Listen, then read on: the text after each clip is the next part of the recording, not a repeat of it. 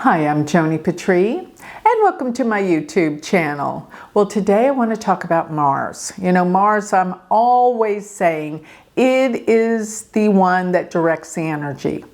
It is the one that's a trigger. It's a triggering device, always, of all the planets in the sky. So we may be having some really big aspects going on, but it's when Mars come and hits something that is the trigger that ignites events. So Mars is going to change signs, and it's going to change into Pisces from April 2nd to May 11th.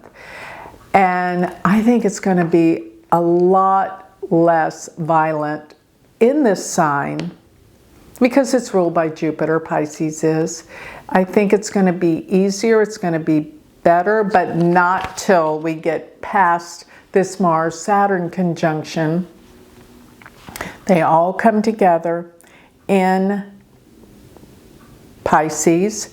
And yes, Mercury could deal with traveling. So travels in the sign of Pisces, and Mercury and Jupiter are exchanging signs. Therefore, Jupiter deals with travel in Gemini. Mercury deals with, well, travel too, being in Pisces. Long distance travel, foreign country travel. But here's the thing. When Mars is in Pisces, it's going to bring up more storms, more violence in terms of floods and water, and things dealing with the oceans and the seas. And you see, Mars and Saturn will conjunct just about every 2 years, right? But for them to be in the same sign, you have to go way back. It's like at least 16 years or more. So I went back to the last time that Mars conjuncted Saturn in Pisces. And this was around March 8th through the 15th of 1996. This is, yes, they come together every 2 years, but not in Pisces. This was the last time. So I said, what in the world happened? And what came up during that time was China conducted missile tests in the Taiwan Strait, prompting the U.S. to send warships to this region. So now I'm getting to something where it could deal with China and Taiwan. So keep your eyes peeled for that. Now that doesn't mean it's going to happen, but it did before with this configuration. That's how we do our work as astrologers. We look back to the last time these planets did something, and it's a possibility it could happen again. You see? So that's coming up for me. Now, when Mars goes into Pisces, it's going to be in the Nakshatra Purva Bhadrapada. And Purva Bhadrapada is a difficult nakshatra, I will say that. And it is the front legs of a funeral cot. And another thing that Purva Bhadrapada does represent is a man with two faces. And sometimes that can be a man that sees into the future and the past, and or literally a man that's two-faced. So this is what could be going on. And Mars will be in Purva Bhadrapada till April 6th. I'm talking about when it's in Pisces, because before it was in Purva Bhadrapada in Aquarius, but I'm just talking about it being in this nakshatra while it's in Pisces. So that will be, it will be in this nakshatra till April 6th, then it goes into Uttara Bhadrapada.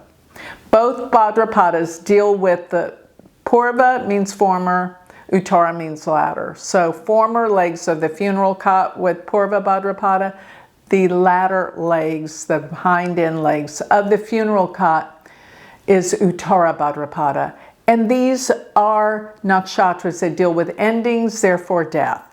Okay, so this could be endings and death of something. I just hope it's not a lot of people, but it very well could be. Okay, so I think it's more difficult in Uttara Bhadrapada because that nakshatra is ruled by Saturn, and we are looking at Saturn, Mars, Mercury conjunction by April 19th and 20th. But the Bhadrapadas are difficult. April is difficult for the death of someone or a large group of people. That's what I'm going to say.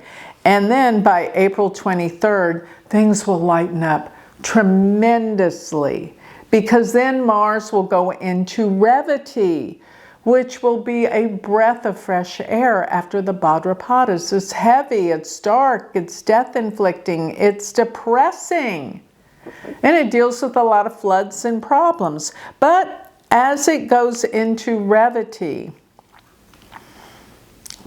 the only problem and issue I see with this is when it gets to the very end of the sign of Pisces, which can mean around, I'm going to say the first week of May. The first week of May, but around the 11th, Mars goes into Aries, which means it goes into Aries. We're not talking about that till next month.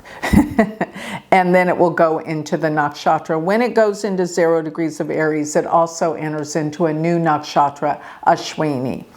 But this will be so much better because, well, Mars is strong. It likes being in that sign. And here's the real issue that I'm getting at, though. Like around a week before it goes into Aries, Mars is Gandanta, which means it's in the last few degrees of a water sign.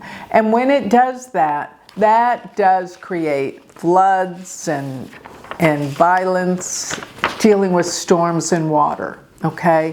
So be aware that that's time because of the nakshatra, because of the not Revati. Revati is actually good. It's one of the better nakshatras, but because it is in the last degree of Pisces, water sign, then when it does go into Aries, it's still Gandanta while it's in the first degrees of fire. But I feel like floods and drowning and problems happen in the last degrees of a water sign. So watch for that.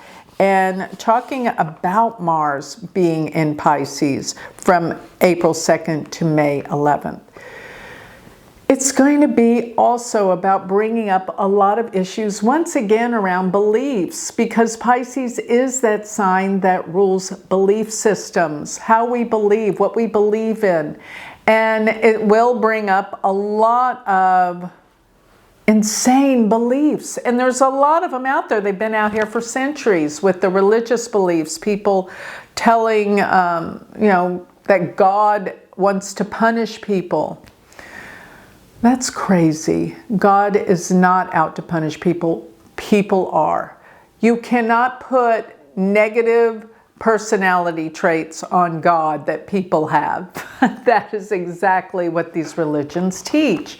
And it's also messed up and screwed up and wrong.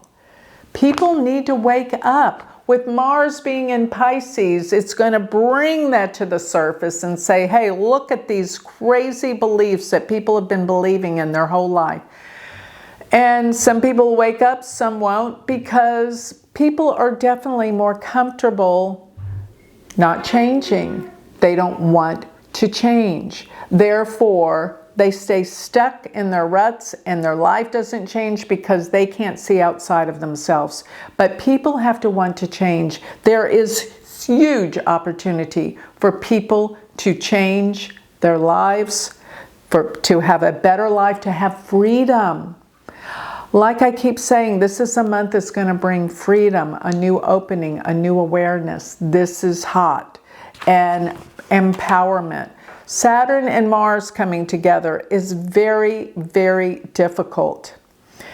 And it's like a big clash of, I gotta say, Saturn wants to stop while Mars wants to go 100 miles an hour. And I always say it's like going down the street with one foot on the accelerator and one on the brake. What does that do for you? It's frustrating, it's angry, you can't get anywhere. There's going to be setbacks, delays, issues, problems. In the nakshatra it's in, it doesn't look good. And most of all, during that time, I've said this before, Ketu is aspecting those planets by a perfect quincunx, which is a 6-8 relationship, which deals with accidents, enemies, and death. So Mars is not in an easy placement during that week. I'm putting out enough warnings. I think people will lay low. Hopefully nothing will happen. That will be the grandest thing of all. But you got to consider when these planets are in these signs and make these aspects, there's possibilities of what could happen. As an astrologer, you give fair warning and people can avert things, avoid things. Yes, we have free will. And that's one of the things that's going to be very apparent during this month. Free will. And we all need to exercise our free will and know that we're in control of our lives. No one else put us here, and nobody's causing things to happen to us but ourselves. And Mars is the energy. Mars is the planet that actually gives life. It's red, it's fire, and it rules blood. Blood is what gives us life. And here's what I love most about Mars. It deals with our willpower. And with Saturn, it's like you're going to come against some confrontation, but once you figure out how you can overcome the confrontation, the rewards are great. People with the Mars-Saturn conjunction never give up, and that breeds success. So even though this will be extremely frustrating time and difficult, it's going to produce the results that will be outstanding and rewarding. That's what I'm going to say about this Mars being in Pisces. So with that, I think I'll close. Remember, if you would like to learn more about me, you can go to my website, galacticcenter.org, sign up for my free newsletter, and sign up for my Patreon spiritual group community. It's all on galacticcenter.org. And if you want to know how this Mars and Saturn are going to affect you personally, according to your chart, get my Galactic Planner. Go to galacticplanner.com. It is the best planner out there.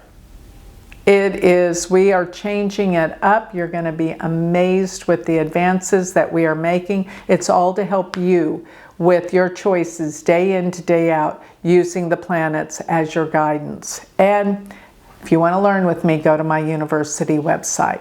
Go to universityofvedicastrology.com and become my student. Thank you.